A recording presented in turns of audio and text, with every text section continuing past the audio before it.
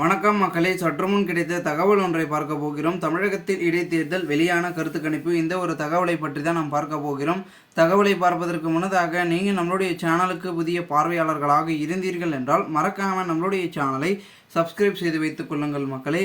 தற்சமயம் வரைக்கும் பெரும் விதத்தில் இருக்கக்கூடிய விளவங்கோடு தொகுதியில் பார்த்திங்கன்னா இடைத்தேர்தல் என்பது நடைபெறப் போகிறது.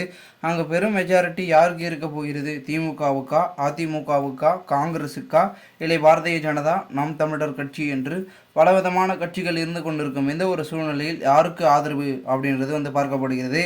என்னதான் தமிழகத்தில் காங்கிரஸ் ஆக்டிவே இல்லாமல் இருந்தாலும் கூட தென் தமிழகத்தில் கன்னியாகுமரி, திருநெல்வேலி, தூத்துக்குடி இந்த சைடெல்லாம் நம்மளுடைய முக்கிய அங்கமாக இருக்கக்கூடிய காங்கிரஸ் கட்சி கொஞ்சம் ஆக்டிவேட்டில் இருக்கிறது என்று பார்க்கப்படுகிறது.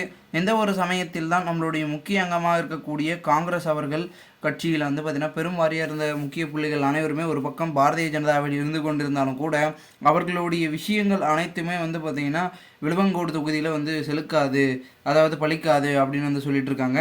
காரணம் என்னவென்றால் தற்சமயம் வரைக்கும் பெரும் விதத்தில் இருக்கக்கூடிய இந்த ஒரு இடைத்தேர்தலில் யார் மெஜாரிட்டி அடைய போகிறார்கள்? பெரும் விதத்தில் இருக்கக்கூடிய திமுகவா, அதிமுக என்ற ஒரு பெரும்பான்மை பார்த்திங்கன்னா அங்கு கிடைக்குமா அப்படின்றது பார்க்கப்படுகிறது. ஏனென்றால் எம்எல்ஏக்கள் பார்த்திங்கன்னா என்னதான் பார்த்திங்கன்னா எக்ஸ்எம்எல்ஏக்கள் இருந்து கொண்டு இருந்தாலும் கூட பெரும் விதத்தில் மீண்டும் அதே எம்எல்ஏ பார்த்திங்கன்னா நம்மளுடைய அங்கே இருக்கக்கூடிய பொதுமக்கள் அனைவரும் பார்த்திங்கன்னா தேர்ந்தெடுப்பார்களா அப்படின்றது பார்க்கப்படுகிறது. இல்லை புது விதமான புதிய நபர்களுக்கு வழிவிட்டு புதிய கட்சிகளுக்கு வாக்குகளை செலுத்துவார்களா அப்படின்றது பார்க்கப்படுகிறது. இப்பொழுதுதான் ஈரோடு கிழக்கு இடைத்தேர்தல் முடிந்தது. அதன் பிறகு அடுத்த இடைத்தேர்தல் என்றால் இந்த ஒரு தேர்தலை சொல்லலாம். இந்த ஒரு சமயத்தில் என்ன நடக்கப் போகிறது என்று ஒரு மாற்று கருத்துக்கள் இருந்தாலும் கூட பெரும் விதத்தில் என்னென்ன மாதிரியான விஷயங்கள் நடைபெறப் போகிறது என்பதை பொறுத்திருந்து பார்க்கலாம். மேலும் தற்சமயம் வரைக்கும் இது பொதுவாக இருக்கிறது. இதுபோன்று நீங்கள் அரசியல் சாதனை நிகழ்வுகளாம் தினசரி தெரிந்து கொள்ள நம்மளுடைய சேனலை சப்ஸ்கிரைப் செய்து வைத்துக் கொள்ளுங்கள். நன்றி, வணக்கம்.